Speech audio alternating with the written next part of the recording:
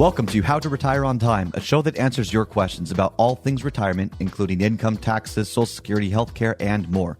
This show is an extension of the book How to Retire on Time, which you can grab today on Amazon or by going to www.howtoretireontime.com.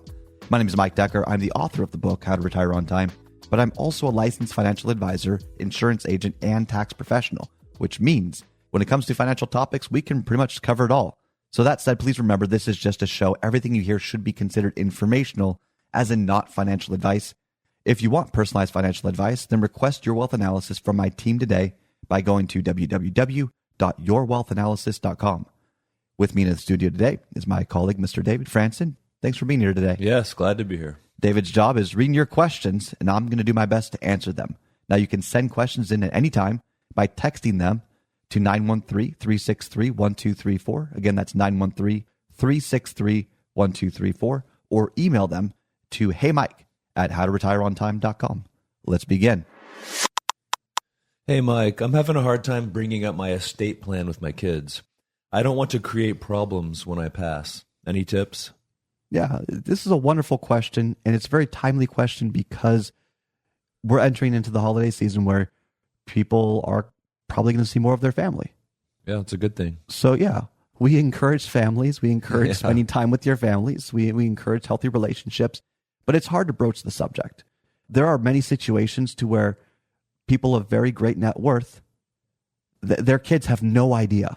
I remember talking with someone that had $20 million and the kids thought they were near broke. Oh, wow. That's interesting. Yeah, it's actually quite common. The people who look like they have money often don't have as much. And the people who look like they don't have as much money many times have a lot. Yeah. So this idea that you have to show your money is a misnomer. It's not true. And there's exceptions. I mean, there are people that have a lot of money that show it. And there's nothing wrong with that. Do whatever you want with your money. Yeah. As long as it's legal. Yeah. Little caveat there. Yeah. So let's just answer the question quickly here, because this is, I think, a pretty straightforward situation. First off, make sure your estate plan has very clear terms. You don't want any confusion for the kids to have to fight over in the interpretation after your passing. Make sure it's clear as day who gets what, and that there's no way that your executor could be accused of favoritism or bias or manipulation or whatever it might be. Okay.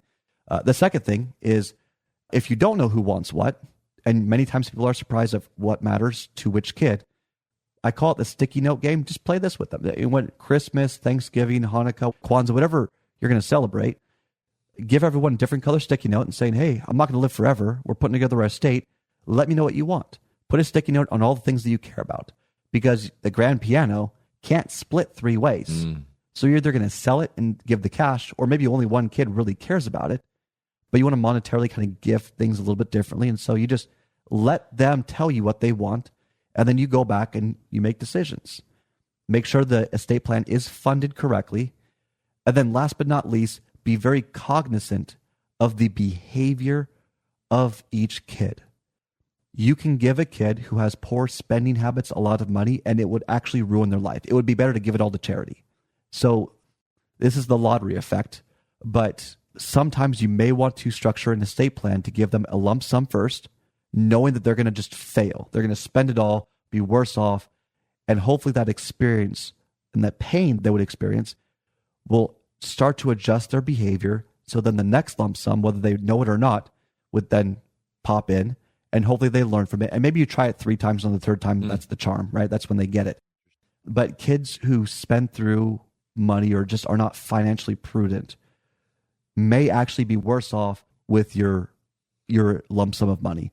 Maybe they're saving, maybe they're taken care of. Maybe you want to just gift some of it now. Maybe you want to gift it later, but just be very wary of giving too much money to people who don't have the behavior to be good stewards of it. You don't want to end up with the lottery effect with your inheritance. That's my take on it. It's just, these things matter, and be wary too.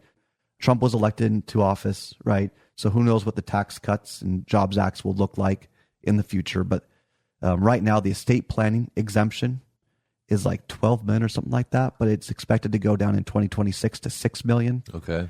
So if you have an estate that's greater than 6 million, maybe you're gifting for the next 2 years, depending on your age and your intention. Maybe not. It's Form, I believe, 709 that you could just gift some funds away under the higher exemption right now, but find a CPA or someone that can help you with that.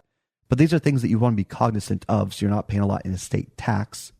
You know, how to give it efficiently. Are you going to navigate endowments, CRUTs, CRATs? The list goes on for charitable donations, but be deliberate.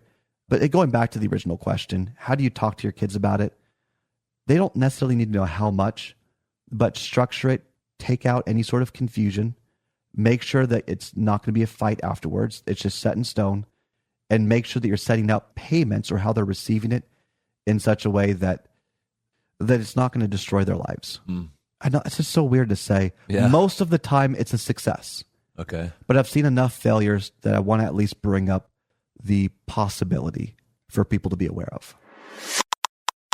That's all the time we've got for the show today. If you enjoyed the show, consider subscribing to it wherever you get your podcast. Just search for How to Retire on Time. Discover if your portfolio is built to weather flat market cycles, or if you're missing tax minimization opportunities that you may not even know exist. Explore strategies that may be able to help you lower your overall risk while potentially increasing your overall growth and lifestyle flexibility. This is not your ordinary financial analysis. Learn more about Your Wealth Analysis and what it could do for you regardless of your age, asset, or target retirement date. Go to www.yourwealthanalysis.com today to learn more and get started.